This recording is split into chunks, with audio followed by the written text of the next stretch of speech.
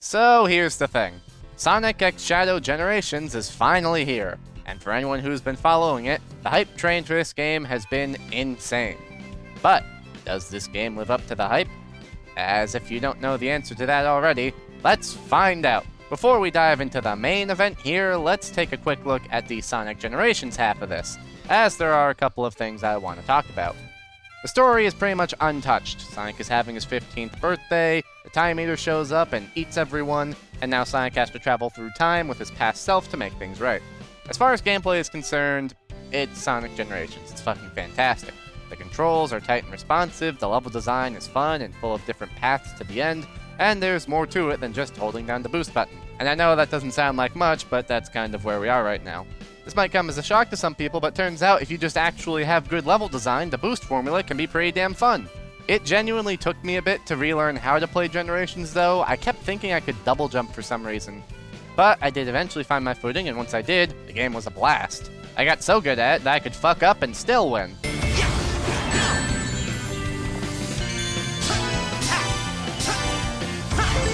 God, I'm glad I got footage of that.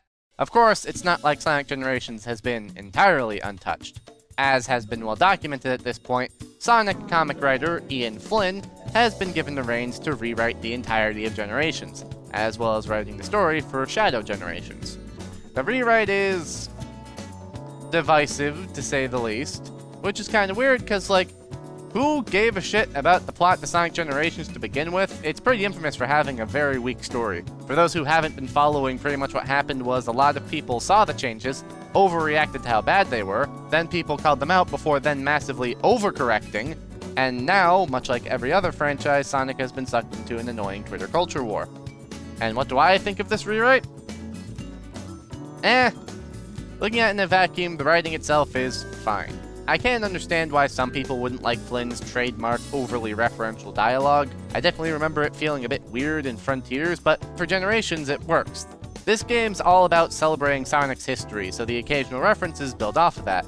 Sonic CD snubbed from the original? Well, here's a reference to the Time Stones. Call it a pity trophy. With that being said, I can't help but feel like Ian was under the impression that the remaster would be a bit bigger in scope than what we got. You see, with very little exception, almost none of the cutscene animation is redone. Pretty much everything remains almost exactly the same. Hell, if you pay attention, even the lip syncing wasn't changed. It genuinely feels like they just took the video files from the original game, cut out the audio, and slapped the new audio in.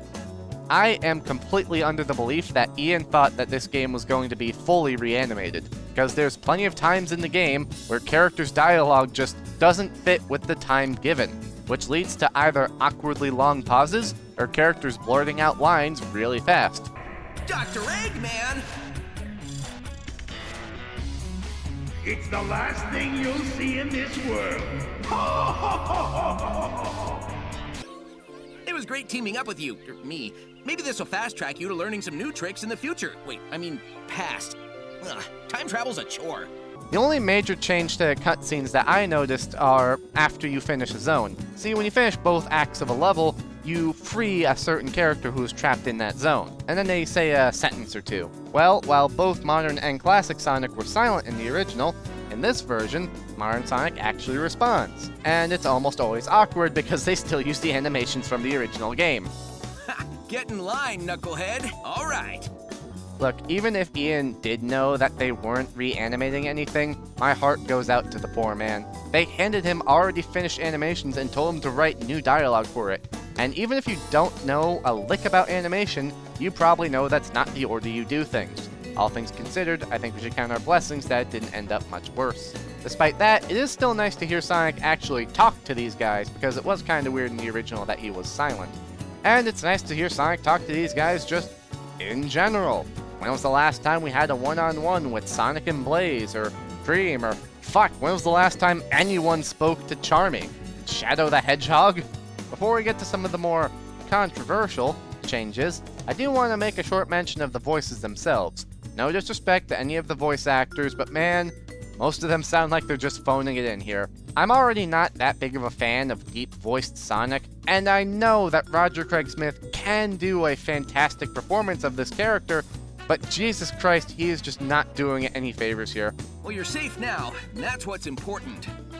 But hey, if you're not a fan of some of the current performances, don't worry. You can still find some of the original performances in this game because all of the in-game dialogue is exactly the same. Yes, they re-recorded the audio for all of the cutscenes, but when you're playing some of the side missions in the game, you can very clearly tell it's a different voice. You saved me, Sonic! I'll be sure to return the favor next time around. You can count on me! Here goes! Thanks, Big Blue. That's the first time I've ever been stolen. That piece of junk robot is no match for my charms. Use the button if you want me. Those examples lead us nicely into the two most controversial characters in this remaster, and I use controversial lightly, Amy and Rouge. Listen, I get it. Sonic the Hedgehog having a character whose most definable characteristic is massive breasts will always be objectively hilarious. But, as like the only Sonic fan who somehow didn't end up being a furry, I can understand why they wanted to cut back on the scale of them a little bit. This is still a franchise for children after all. I will agree though that Rouge having her back covered is dumb. It makes it look like her wings are part of her suit and not her body, and let's be real here, it's not like the exposed back was the most ludicrous thing about her design. Honestly, the weirdest thing about Rouge in this game is how her voice sounds different in literally every cutscene she appears in. Thanks, Big Blue. That's the first time I've ever been stolen. A fine time for you to be honorable. Now he has the Chaos Emerald. Whatever. Like, what the fuck happened here?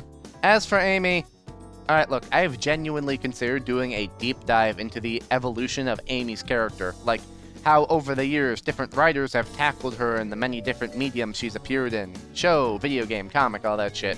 If that sounds interesting to you, let me know in the comments, but if you want a quick rundown of my basic thoughts, while I understand Sonic Team wanting to make her more than just Sonic's fangirl, I don't want them to remove that altogether, which it seems like the games have been doing lately. Again, let me know if you want me to do that Amy deep dive. I genuinely see her as one of the more interesting characters from a writing perspective. Also, just because I'll probably never have another chance to say this, I just really think that Starlight Carnival should have been the level that represented Sonic Colors.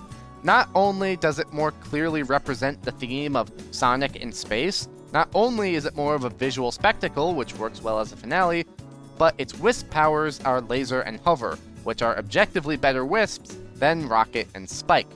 Look, it would have been better than Planet Wisp, that's all I'm fucking saying. I've been literally thinking about this since I first played this game like 10 years ago. I know that kind of just came out of nowhere, but it's just something I had to get off my chest before we moved on. Oh, and they didn't fix the final boss. It still fucking sucks. Anyways, let's move on to what people are actually buying this game for.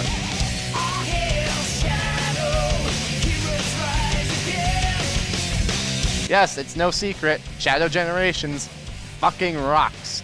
I am comfortable in saying that Shadow Generations may legitimately be the best Sonic game which uses the boost formula. I might need to defend that a little bit. It used to be Sonic Generations. I think Shadow Generations is better than Sonic Generations, therefore, best boost game. Let's get this out of the way first. Graphically, the game is phenomenal, and it's probably the best looking game since, honestly, probably Sonic Unleashed. Sure, the in-game graphics are about equal with Generations, but the cutscene animation? Jesus Christ, this shit looks good. And compared to stuff we've been getting in something like Frontiers, yeah, Shadow Generations blows out the fucking water. This is a massive step up in quality. Honestly, speaking of, the best way I can describe the gameplay loop of Shadow Generations is a more refined version of Sonic Frontiers. You got this big open area with a lot of ramps, rails, platforms, and shit to explore in, with tons of goodies and collectibles to incentivize you, as well as just a genuine desire to explore. And dotted around it are these portals which take you to the different zones. After beating a couple of zones, you then have to play some side minigames to get keys to unlock boss gates, and we'll get to the bosses in due time. But, back when everyone was saying that Sonic Frontiers acted as a great template for what could come later, this is kind of what I envisioned. If you made the hubs like 10% bigger and gave us like 5 of them, and that's just what the next Sonic game is, then we'd be fucking talking, man. At the core of this is Shadow himself. He is so fun to control in this game, it makes me want to just mess around in this hub world. the hub world is less of a big empty area that I just blast through on my way from point A to point B, and more just a playground for me to get lost in for a little bit between levels. As for the levels, cool boy, they are fucking sick. Even now, as I type this script and I'm looking over the footage, I want to go back in and replay them for a cleaner run. Fuck, I'm probably going to as soon as I finish writing this. And hey, me from the future recording this now, I did. They're just so well designed, I want to master them, which isn't something I can say for pretty much any of the levels in Sonic Generations. Normally I'd finish them and just be done with it, but here, I really want to go back in and play them again, figure out how to get to that path back there that I just can't seem to reach. I guess we should talk about the levels. There's 6 new zones in Shadow Generations. Final Chase from Sonic Adventure 2, Rail Canyon from Sonic Heroes, Kingdom Valley from Sonic 06, Sunset Heights from Sonic Forces, Chaos Island from Sonic Frontiers, and Radical Highway from Sonic Adventure 2. Okay, so Sonic Adventure 2, Heroes 06, all those make sense. He was a big player in those games. Forces, alright, yeah, he was there, and he did have the episode Shadow DLC, but Sonic Frontiers? I don't even think Shadow was mentioned in that game. And a second level from Sonic Adventure 2. Meanwhile, Shadow's own actual game doesn't get any representation at all. I mean, come on, there's like 50 levels in that game. Surely you could have found a way to make one of them fun. I actually do have a theory that the final level of Shadow Generations was meant to be Westopolis from Shadow the Hedgehog at some point. This comes from a few small things. One being these fellows would share a bit of a resemblance to Black Bull, the boss of Westopolis, and 2 being this segment here, which is a very clear homage to the opening of Westopolis. Admittedly, this isn't a lot of evidence, but it really is weird that Shadow's own game, the game where the main villain of the story originates, doesn't have any representation.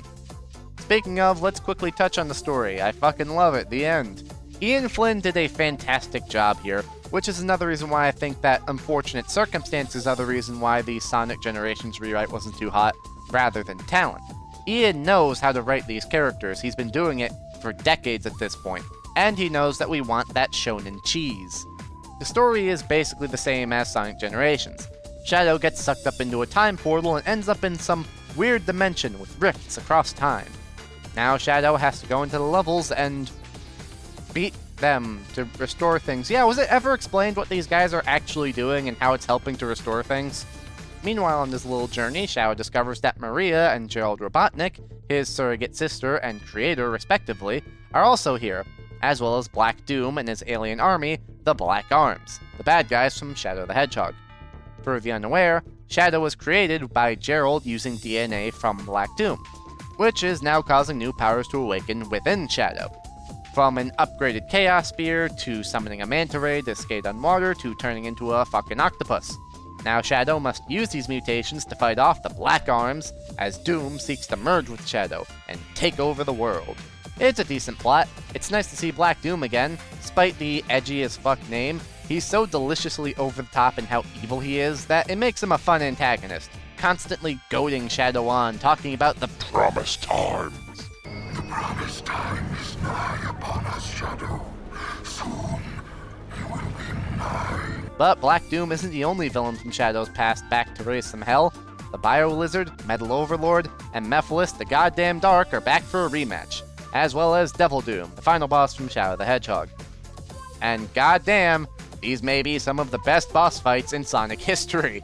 Each one is designed around one of Shadow's new moves. The Bio Lizard is Doom Spear, Metal Overlord is Doom Surf, and Mephiles is Doom Squid.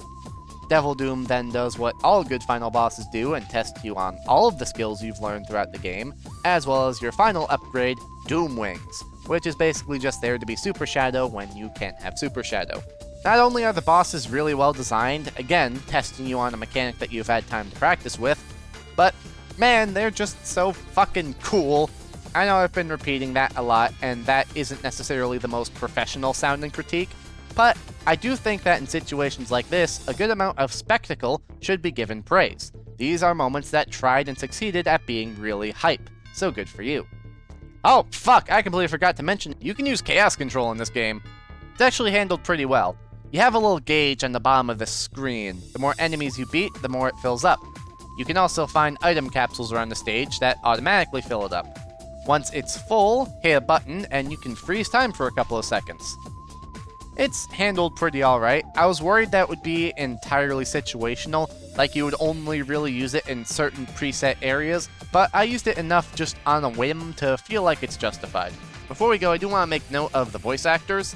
I know I kind of laid into them a little bit earlier, and I do stand by that in Sonic Generations it does sound like they're phoning it in sometimes, but Shadow Generations has excellent voice acting. Not only is Mike Pollock back voicing Gerald Robotnik, and doing a pretty good job at it too. He will either take control of your mind and make you his ultimate weapon, or take over your body and be reborn in you. Also, I want to give praise to Kirk Thornton, the voice actor of Shadow. I know that I'm not alone in saying that he didn't necessarily have the best track record before now, but in this game, he really knocked it out of the park as Shadow. It's all right, Maria. I'm letting go of that destructive anger. But I will continue to fight. A special shout out goes to this scene right here, where we get an animated version of the boss fight with Shadow in Sonic Generations, which not only references a couple of cool lines from the past, but also is probably the only scene in the game where Roger Craig Smith sounds like he's trying as Sonic. It's lovely. You have something I need. You can wait until my business is finished. Yeah, sorry, but that Chaos Emerald and I have a date with a monster. Well then, it'll be a date to die for. All in all, Shadow Generations is fucking fantastic. Let's not kid ourselves here. Given all the advertising and just the amount of polish that went into Shadow Generations, this isn't a remaster of Sonic Generations with a little bonus game on the side. This is a Shadow spin-off game set during the events of Sonic Generations with a remaster of Sonic Generations on the side. Hell, Shadow Generations took me about as long to beat as Sonic Generations did. Take that for what you will. If you like Sonic, hell, according to the reviews, even if you don't like Sonic, you should absolutely get your hands on this game. It is fantastic and a really, really good sign for where this series is going. But, by the way, one last thing. I know I was very nice to you in this video, Ian, but I know you guys are working on the Heroes remake, and I swear to God, if you or anyone else changes any lines of dialogue in that game for the worse, I will come for you. Vector better fucking call Rouge the Bat abroad, or I swear to God I'll...